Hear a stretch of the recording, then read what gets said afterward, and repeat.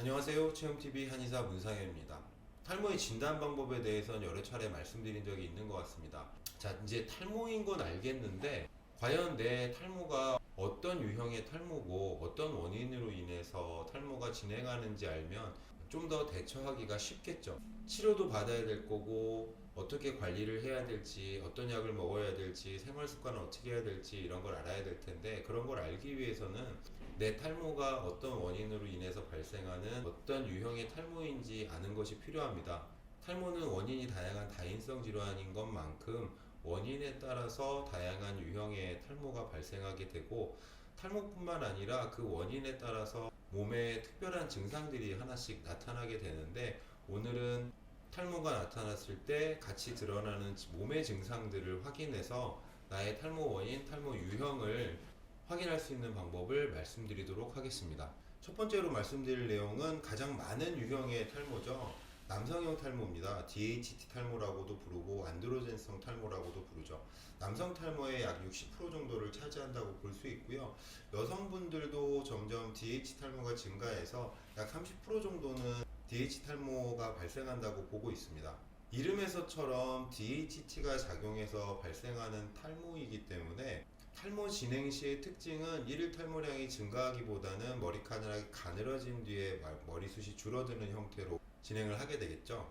DHT의 수용체는 1형과 2형이 있다고 합니다. 두피에도 있지만 전립선에도 있다고 하고요. 채모에도 있기 때문에 DHT 탈모가 진행할 때 특징적인 증상 하나가 채모가 증가하는 겁니다.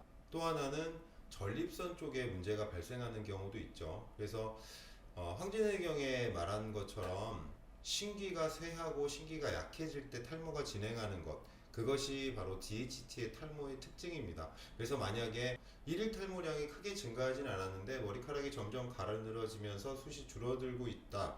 그런데 채모가 증가하고 있고 비뇨기계 이상이 동반된다든지 성기능의 저하가 나타난다. 그런 경우는 DHT 탈모다 이렇게 생각하시면 될 것 같습니다. DHT 탈모 조건 중에 탈모 유전자의 발현이 증가한다고 말씀드린 적이 있었죠. 그래서 노화 외에도 만성 피로나 스트레스나 음주 흡연, 두피 건강의 악화가 같이 동반되고 있다면 DHT 탈모가 진행하고 있는 거니 거기에 맞춰서 치료를 받으시면 될 것 같습니다.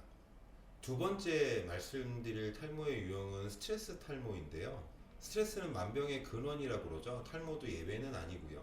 스트레스가 탈모를 진행시킬 때 나타날 수 있는 특징은 여러 가지가 있는데, 스트레스성 자율신경 기능의 이상으로 인해서 혈류 재배치가 일어나고 피부, 특히 두피와 모낭 쪽에 혈류가 감소하기 때문에 급성 스트레스 같은 경우에는 일일 탈모량이 급격하게 증가하는 상황이 발생할 수도 있습니다. 그리고 일반적인 스트레스 반응들이 있죠.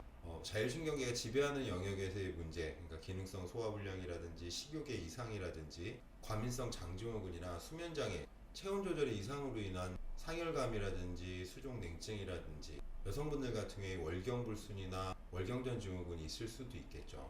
특히 시상하부 뇌하수체 부신에 이르는 HPA 축에 문제가 생기는 경우 부신피로 증후군, 즉 극심한 만성 피로와 무력감까지 동반될 수 있으니까요. 지금까지 말씀드린 스트레스 증후군의 증세들이 나타나면서 일일 탈모량이 많이 늘어나고 있다면 내게 발생한 탈모가 스트레스성 탈모구나, 그래서 스트레스성 증후군을 잘 관리해 줘야겠구나 이렇게 생각하고 치료하고 관리해 주시면 될 것 같습니다. 세 번째는 호르몬 불균형으로 인한 탈모입니다. 여성 탈모에서 많은 비율을 차지하는 탈모라고 볼 수 있는데요. 시상하부 뇌하수체 그리고 난소에 이르는 HPO 축의 문제로 발생해서 모발을 지속적으로 성장시키고 탈모 진행을 억제시키는 여성 호르몬의 문제가 발생하는 것이 가장 핵심 원인이라고 봅니다.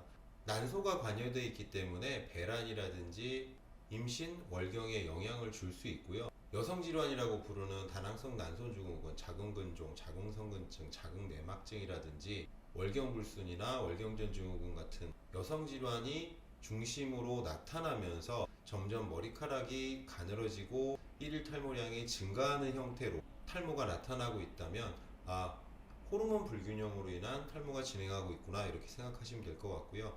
호르몬 불균형으로 인한 탈모도 여러 가지가 있을 수 있는데, 시상하부 뇌하수체 부신에 이른 HPA 축의 불균형으로 인해서 발생하는 탈모 같은 경우에는 두 번째 말씀드린 스트레스성 탈모의 범주에 들어가기 때문에 더 이상 설명할 필요는 없을 것 같고요.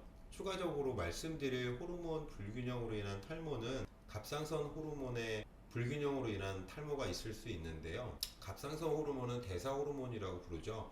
목젖 앞쪽에 있는 갑상선에서 분비하는 호르몬인데 난소나 부신과 마찬가지로 시상하부, 뇌하수체, 그 다음에 갑상선으로 이어지는 호르몬 불균형이 발생했을 때 갑상선 기능 항진증이라든지 갑상선 기능 저하증, 갑상선 종양이라든지 자가 면역 질환인 하시모토 갑상선염이 발생할 수 있고요.